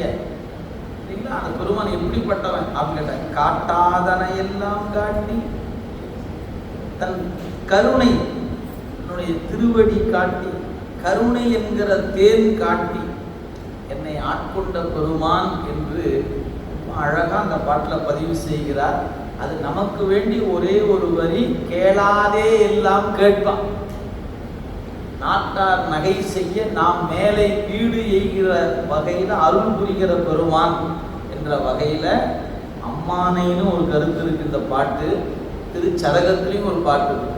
எனவே கேளாதே எல்லாம் கேட்பான் அப்படிங்கிற ஒரு தொடர், ரொம்ப ஆழமான தொடர். அதுதான் இங்கே சொல்லப்பட்டது. இறைவன் யார்? நோக்காதே நோக்கி. அப்படி உரை பாருங்க. இறைவன் அதாவது நாம சொல்லுகிற முழுமுதற் கடவுளாகி இறைவன். காலத்தின் கால தத்துவம் போல தாக்காது நின்று, அதாவது விகாரப்படாமல் நின்று. அப்ப இறைவன் என்பவன் யார்? முதல்வன் என்பவன் யார் அப்படின்னு கேட்டா, முதல்வன் கால தத்துவம் போல விகாரப்படாமல் நின்று.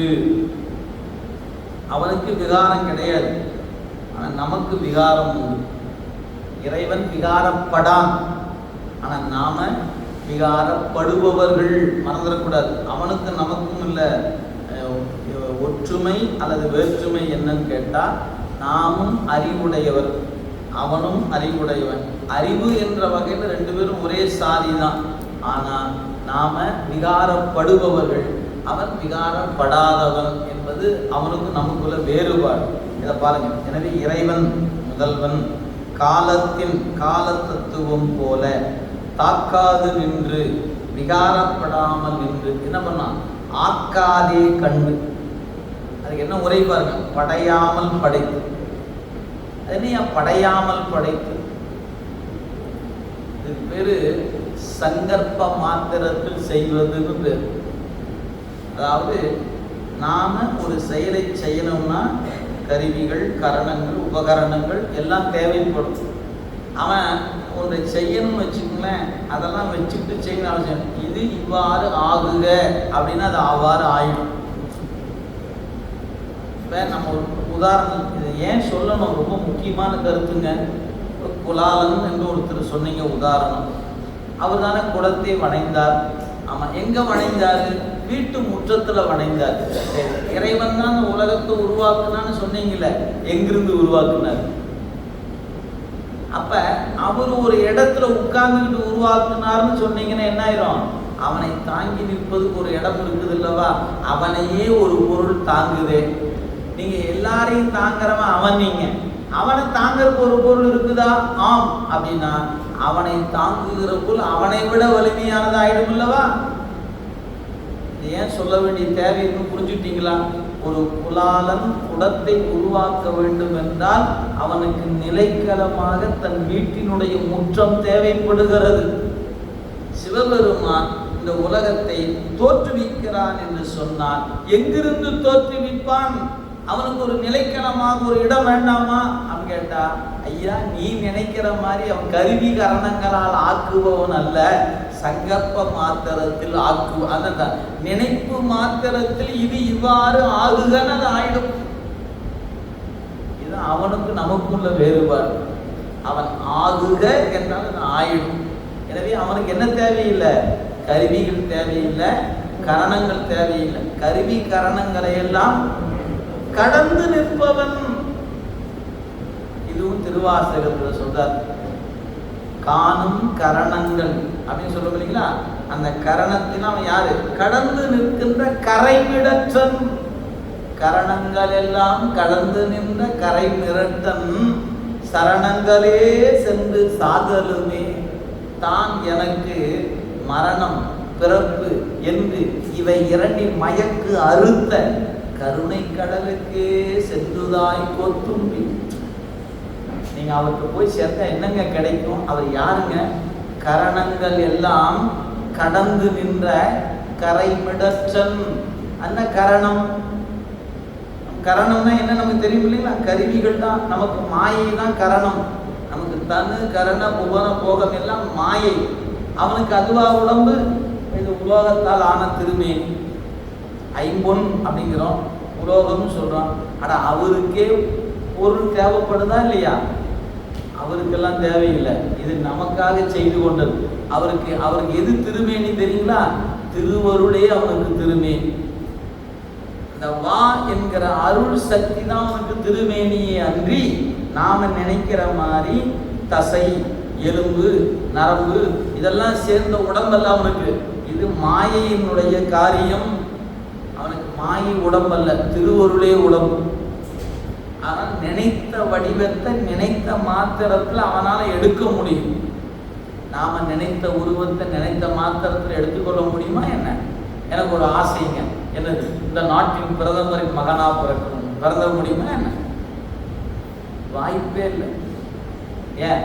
செஞ்ச பாவத்துக்கு தக்கவாறு தானே அடுத்த பிறப்பு அமையும். அது நான் பிரதமராக பிறக்கணுமா, பிரதமர் மகனாக பிறக்க நினைச்ச முடியுமா என்ன?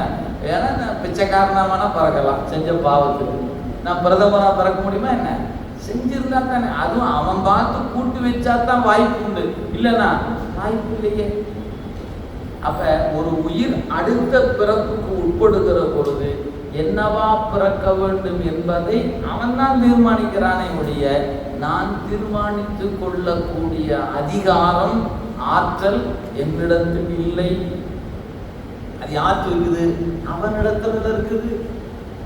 அது எப்படி அவன் செய்வான்? கருணையோடு செய்வான். அதிகாரத்திற்காக அதிகாரத்தை பயன்படுத்தி நான் இப்படித்தான் செய்வானா என்ன? முற்றிலும் கருணையோடு செய்வான். எதை கொடுத்தா இவன் தேர்வான், எதை கொடுத்தா இவன் தேர்ச்சி அடைவான் அப்படின்னு பார்த்து பார்த்து கொடுப்பவன் இறைவன்.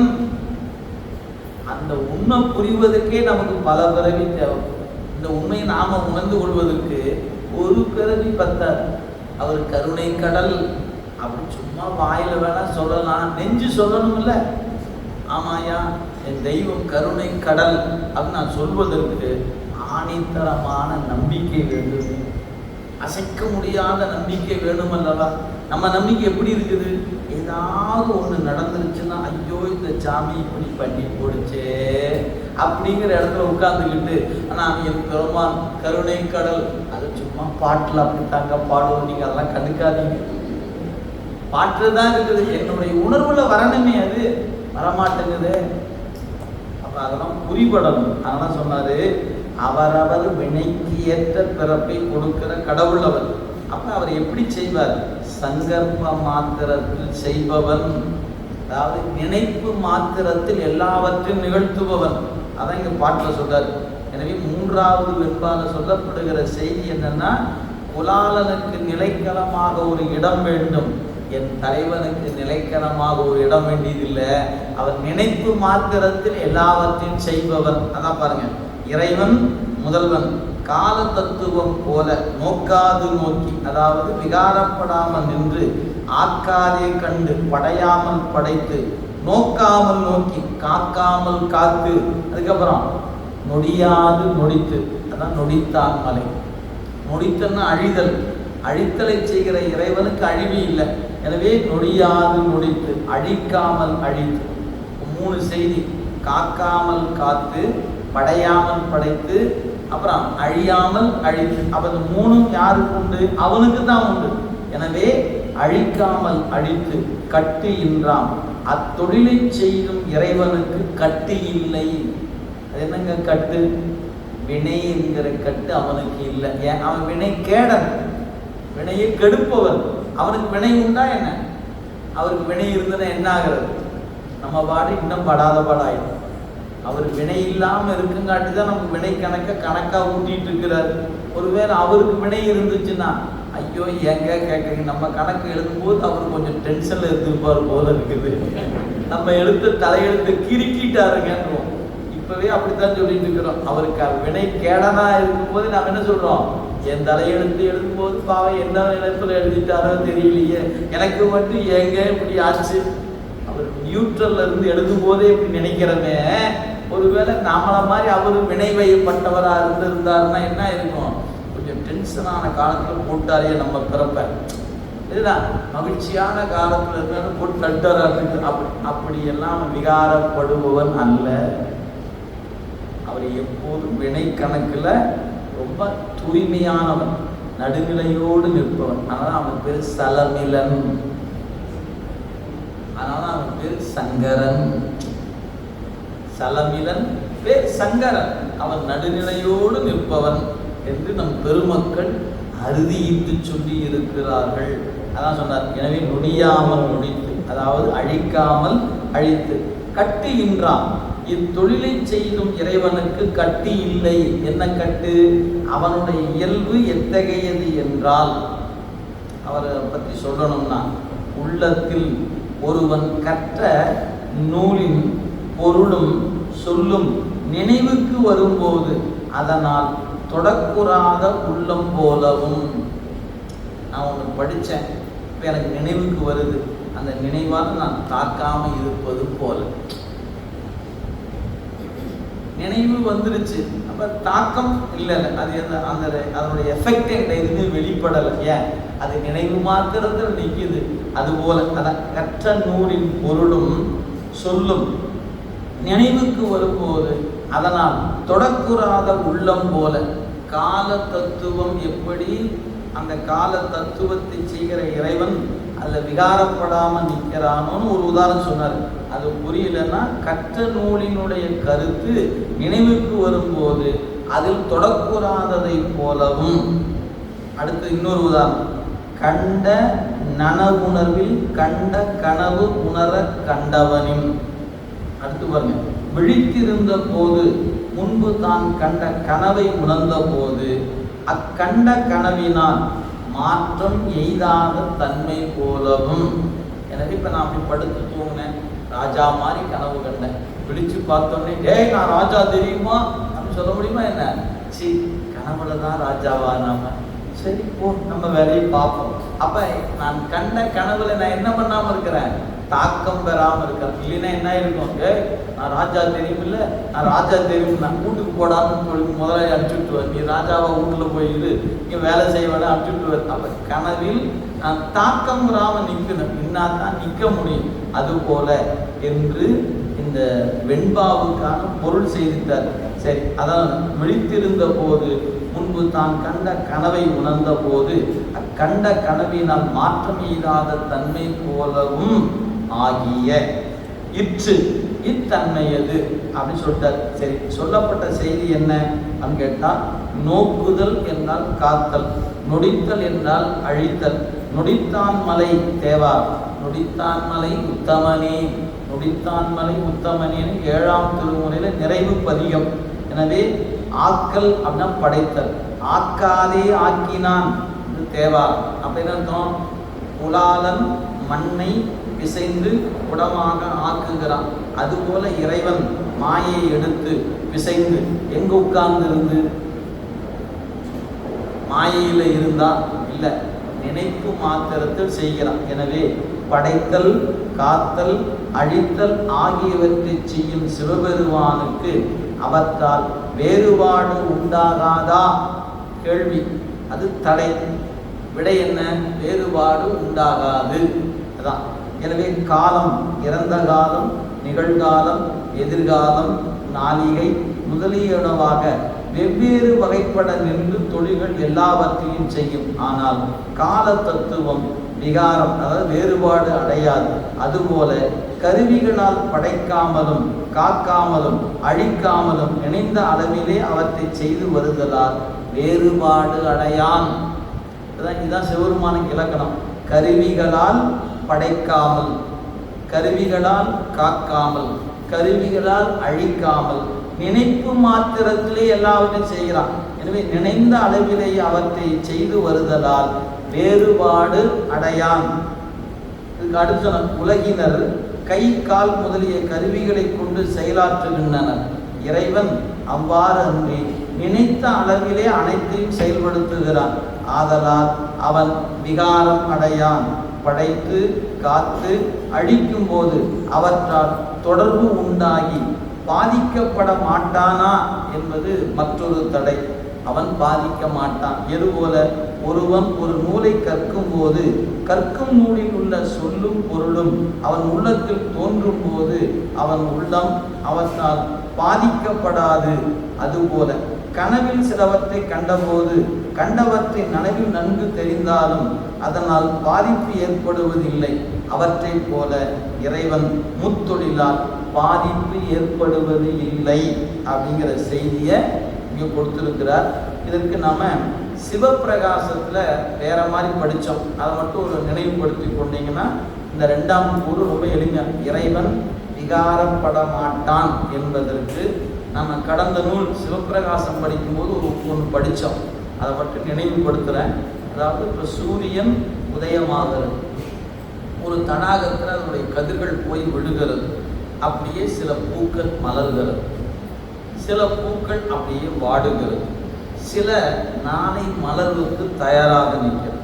அப்போ சூரியனுடைய கதிர்கள் இந்த தடாகத்தின் மீது விழுந்து அந்த கிழங்கிலிருந்து முளைப்பதற்கு காரணமாகவும், அப்படி முளைக்கக்கூடிய நிலையில் அரும்பாகவும் மொட்டாகவும் மலராகவும் அப்புறம் மலர்ந்தது அப்படி வாடிப்போம். இதுக்கெல்லாம் எது காரணம்? சூரியனுடைய கதிர் காரணம். இந்த சூரியன் ஒவ்வொரு நாளும் நான் இன்று கோடி தாமரைகளை மலர்த்தேன், கோடி தாமரைகளை வாடச் செய்தேன் என்று அந்த சூரியன் விகாரப்படுகிறதான்னு கேட்டால் விகாரப்படுவதே இல்லை. ஏன்? அவன் வேலை வந்து போவது.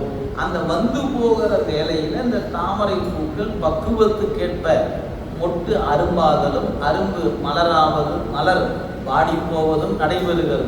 எனவே சூரியனுடைய கதிர்களால் தாமரை என்பது மலர்வதும் வாடுவதும் நிகழ்ந்தால் அந்த நிகழ்வுகளால் சூரியன் விகாரப்படாதிருப்பது போலவே இறைவனால் இந்த உலகம் தோன்றி நின்று ஒடுங்கும். இப்படி தோன்றி நின்று ஒடுங்குகிற அந்த முத்தொழிலும் அவனால் நடைபெற்றாலும் அவன் இந்த தொழிலால் அவன் விகாரப்படுவது இல்லை.